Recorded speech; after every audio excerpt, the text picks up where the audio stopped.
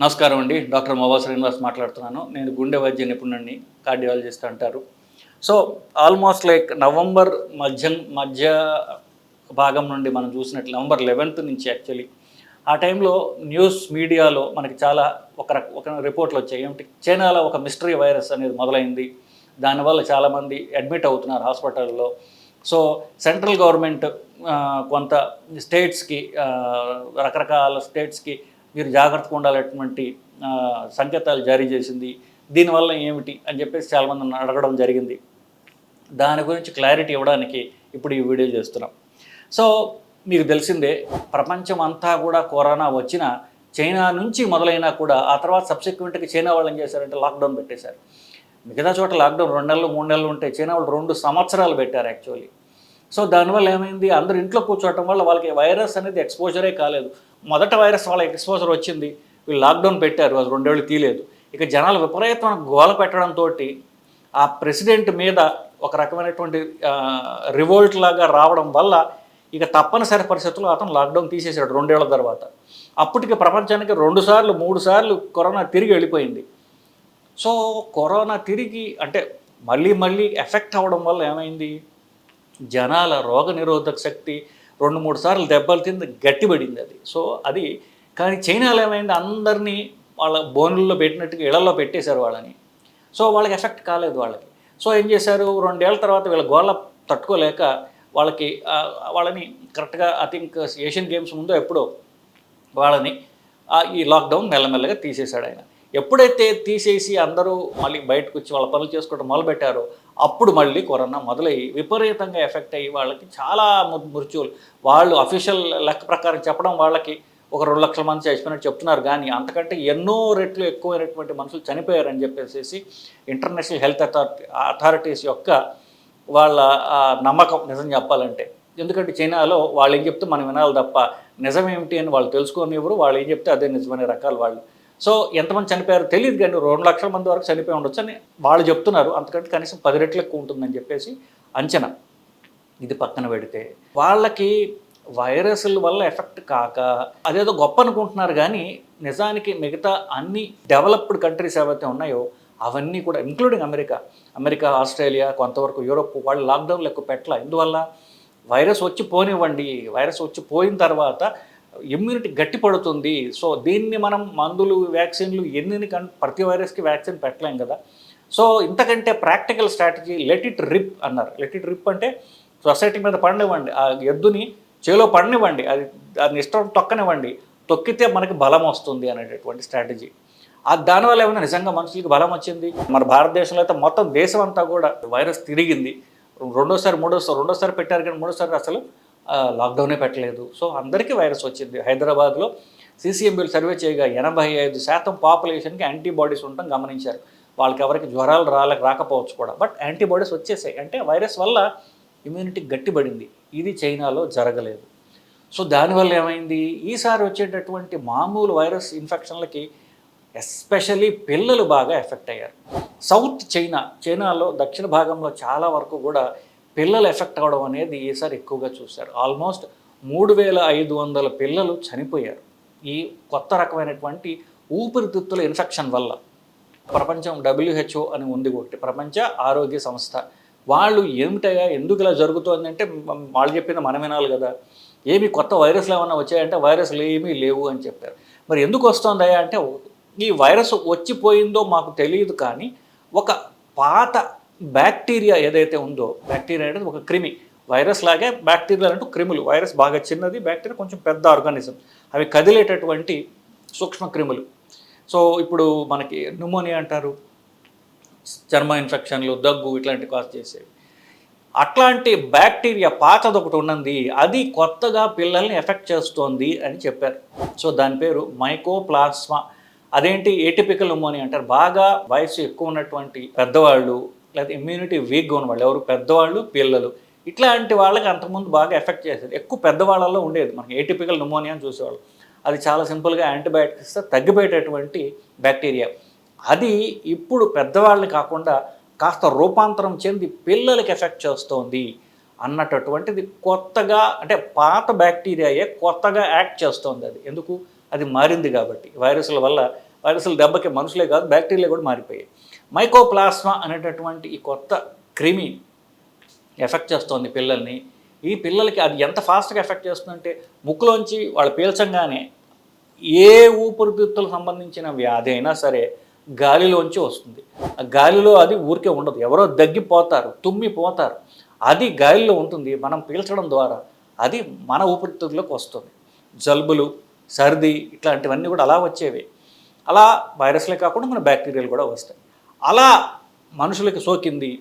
So అది ఎంత ఫాస్ట్గా సోకుతోందంటే ముక్కులో కనుక వైరస్ ఎఫెక్ట్ చేస్తే ముక్కు ఎఫెక్ట్ అవుతుంది, జలుబు, సర్ది, ముక్కు కారం వస్తాయి. గొంతు ఎఫెక్ట్ చేస్తే గొంతు నొప్పి, దగ్గు వస్తాయి. కొంచెం కిందకి పోయిందనుకోండి ఓ శ్వాసకోశలో, అప్పుడు గట్టిగా తడిగా ఉండేటువంటి దగ్గు, వెట్ కాఫ్, అంటే దగ్గితే కఫం బట్టం స్టార్ట్ అవుతుంది. ఊపిరితిత్తులకు పోయిందనుకోండి వాళ్ళకి విపరీతం ఆయాసం రావడం, జ్వరం రావడం ఇట్లాంటివి జరుగుతూ ఉంటాయి. ఈ బ్యాక్టీరియా అంత టైం ఇవ్వట్లా, ముక్కులోంచి డైరెక్ట్గా ఊపిరితిత్తులకు వెళ్ళిపోతుంది. వాళ్ళకి దగ్గు కూడా ఉండట్లేదు, డైరెక్ట్గా ఆయాసంతో ప్రజెంట్ అవుతున్నారు వాళ్ళు. జ్వరము, ఆయాసం ఉంటుంది పిల్లల్లో. ఇట్లా ప్రజెంట్ అయ్యారు. ఇనీషియల్గా తెలియదు వాళ్ళకి, ఎందుకు వస్తుంది అని తెలియదు. తర్వాత ఇది పాత బ్యాక్టీరియాని ఐడెంటిఫై చేసి యాంటీబయాటిక్స్ ఇవ్వడగా అది చాలా వరకు నియంత్రణలో ఉంది, కంట్రోల్గా ఉంది. ఎందుకంటే మనకి తెలియని శత్రువుతో మనం ఫైట్ చేస్తే ప్రాబ్లం, కానీ శత్రువు కూడా తెలిసిపోతే మనం దాన్ని ఎలా ట్యాకిల్ చేయాలో మనం చూసుకుంటాం. సో అదే జరిగింది. సో ఇది మైకోప్లాస్మా అనేటటువంటి బ్యాక్టీరియా వల్ల వస్తుంది కాబట్టి దానికి యాంటీబయాటిక్స్ ఇస్తున్నాం, తగ్గింది అని వాళ్ళు చైనా వాళ్ళు WHO వాళ్ళకి చెప్పారు. సో ఇప్పుడు ఇది అంత మనం భయపడే విషయం కాదు అని చెప్పేసేసి మనకి చైనా వాళ్ళు WHO అని మనం తెలుసుకున్నాం. కాబట్టి ఇప్పుడు కొత్తగా చిన్నపిల్లల ఎఫెక్ట్ అవుతోంది, లేకపోతే కొత్త రకమైనటువంటి వైరస్ చైనా వచ్చింది కాబట్టి కోవిడ్ వచ్చినట్టుగా మనకు వచ్చేస్తుంది అని మనం భయపడాల్సినటువంటి అవసరం లేదు. ఎందువల్ల ఆల్రెడీ ఇక్కడ కంట్రోల్లో ఉంది. సింపుల్ బ్యాక్టీరియా, వైరస్ అయితే ఫాస్ట్గా స్ప్రెడ్ అవుతుంది. అది ఎంత స్పీడ్గా స్ప్రెడ్ అవుతుందంటే దేశాల వరకు ఎఫెక్ట్ అవుతాయి. ఇది అలాంటిది కాదు అని చెప్తున్నారు. కాబట్టి మనం అంతా భయపడాల్సినటువంటి అవసరం లేదు.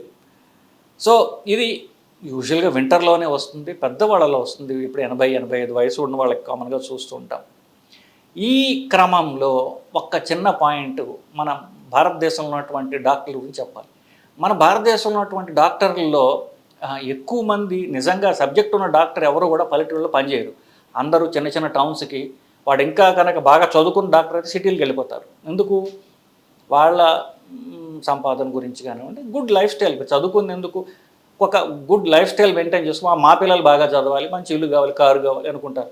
అవి కొత్త పెద్ద కారు కొని పెద్ద ఇల్లు కట్టి పల్లెటూళ్ళు ఏం చేసుకోను అని సిటీకి వెళ్తున్నా అంటారు.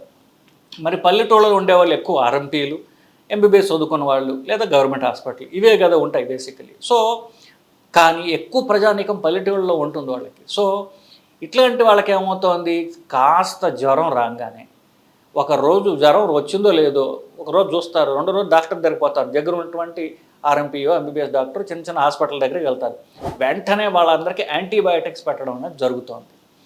సో ఎప్పుడైతే ఒక క్రిమి, ఎస్పెషల్లీ వైరస్ కాకుండా బ్యాక్టీరియా అనేది శరీరంలో ఉన్నప్పుడు మనం యాంటీబయాటిక్ ఇచ్చినప్పుడు అది దాన్ని చంపేటట్టుగా ఉండాలి.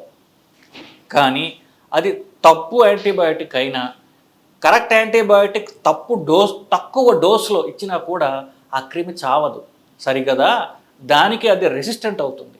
సో ఇప్పుడు రోడ్డు మీద కుక్క వెళ్తోంది, ఆ కుక్కని మీరు పోనిచ్చారా గొడవ లేదు, దాంతో ఒక రాయి వేసారు అనుకోండి దానికి కోపం వస్తుంది. సో ఏం చేస్తుంది, తిరిగి వచ్చి మళ్ళీ కరుస్తుంది. సో దాన్ని చంపాలి, వదిలేయాలి. మీరు సైలెంట్గా వెళ్ళిపోవాలి, లేదా కనపడి దాన్ని గట్టికి కొట్టాలి, పారిపోయేటట్టు కొట్టాలి తప్ప చిన్న రాయేసో దానికి వెళ్ళి గోకు వదిలేసామనుకోండి అది మన బట్టి కరుస్తుంది. ఈ బ్యాక్టీరియా మీద మీరు ఇస్తే కరెక్ట్ యాంటీబయాటిక్ కరెక్ట్ డోస్లో కరెక్ట్ డ్యూరేషన్కి ఇవ్వాలి. అలా ఇవ్వని పక్షంలో ఈ బ్యాక్టీరియా రెసిస్టెన్స్ డెవలప్ చేసుకుని సబ్సిక్వెంట్ యాంటీబయాటిక్స్కి పనిచేయదు. అది ఇట్లాంటి డ్రగ్ రెసిస్టెంట్ బ్యాక్టీరియా మనుషుల్లో పాకడం వల్ల మామూలు మందులు ఏమి పనిచేయటంలే. సో ఇది ఎస్పెషల్లీ భారతదేశంలో సరిగ్గా అవగాహన లేని డాక్టర్ల ట్రీట్మెంట్ వల్ల జరిగేటటువంటి తీవ్ర దుష్పరిణామం యాంటీబయాటిక్ రెసిస్టెన్స్. మన భారతదేశంలో ఉన్నటువంటి రెసిస్టెంట్ యాంటీబయాటిక్స్, టీబీ క్రిములు ప్రపంచంలో ఎక్కడా లేవు. ఇన్ఫ్యాక్ట్ ప్రపంచంలో one of the worst drug resistant antibiotics ఢిల్లీలో కనుక్కున్నారు. దాన్ని ఢిల్లీ స్ట్రెయిన్ అంటారు. అది ఎంత అంటే ఏ మంది వేసినా దానికి పనిచేయదు. అన్నికి మెల్లమెల్లగా తక్కువ డోసులో ఎవడో ఒకటి ఇచ్చాడు కాబట్టి చివరికి అది పెద్ద మాన్స్టర్ అయి కూర్చుంది. జ్వరము 2 రోజులు 3 రోజుల దాకా కూడా జ్వరము లేకపోతే సర్ది జలుబుకి ట్రీట్మెంట్ తీసుకోవాలి తప్ప యాంటీబయాటిక్స్ వేసుకోకూడదు. చీమిడి కానీ దగ్గు వచ్చినప్పుడు అటువంటి తెమడ కఫము గల్ల కానివ్వండి పసుపచ్చ లేదా ఆకుపచ్చ రంగులో ఉంటే మాత్రమే వాళ్ళకి యాంటీబయాటిక్స్ వేసుకోవాలి. అది మీరు సొంతంగా వేసుకునేది కాదు, అది క్వాలిఫైడ్ ఎండి జనరల్ మెడిసిన్ డాక్టర్ కానివ్వండి, అంతకంటే బెటర్ క్వాలిఫికేషన్ ఉన్న డాక్టర్ ద్వారా మీరు తీసుకుంటే మాత్రమే కరెక్ట్ డోస్ అనేది వస్తుంది అనేది నా నమ్మకం. ఫర్ ఎగ్జాంపుల్ మీకు ఎగ్జాంపుల్ చెప్తా. చాలామంది డాక్టర్లు రాసేటటువంటి కామనెస్ట్ యాంటీబయాటిక్ జ్వరాలకి దగ్గుకి ఆగ్మెంటిన్ అని రాస్తారు. ఆగ్మెంటిన్ కేజీకి 40 మిల్లీగ్రాములు పర్ కేజీ రోజుకి ఇవ్వాలి. అంటే 625 3 సార్లు ఇవ్వాల్సిన అవసరం ఉంది. ఎన్ని ప్రిస్క్రిప్షన్స్లో ఆగ్మెంటిన్ 625 3 సార్లు రాసి ఉంటుంది గమనించండి. 2 సార్లు కంటే ఎవడు రాయడు. అది తక్కువ డోసులో ఇవ్వబడుతోంది. కామనెస్ట్ యాంటీబయాటిక్ తక్కువ డోసులో తప్పు డోసులో ఇవ్వబడుతోంది. మరి అన్ని క్రిములు రెసిస్టెంట్ అవ్వడంలో ఆశ్చర్యం ఏముంది? సో యాంటీబయాటిక్ మీరు సొంతగా వేసుకునేది కాదు, మందుల షాప్ దగ్గర తీసుకునేది కాదు, క్వాలిఫైడ్ కాని డాక్టర్ల దగ్గర తీసుకునేది కాదు. అది సుశిక్షితుడైనటువంటి ఎక్స్పర్ట్ దగ్గర మాత్రమే తీసుకుని కరెక్ట్ డోస్ వేసుకుంటే మీరు త్వరగా మీ ఏదైనా ప్రాబ్లం సాల్వ్ అవుతుంది. సో ఇది నా విన్నపం. యాంటీబయాటిక్స్ అబ్యూస్ చేయకండి, క్వాలిఫైడ్ డాక్టర్ దగ్గర మాత్రమే తీసుకోండి, మీ రోగాల నుంచి త్వరగా బయటపడండి. ఆ చైనా ఎగ్జాంపుల్ దీనికి చెప్తున్నాను అంతేనండి. నమస్కారం.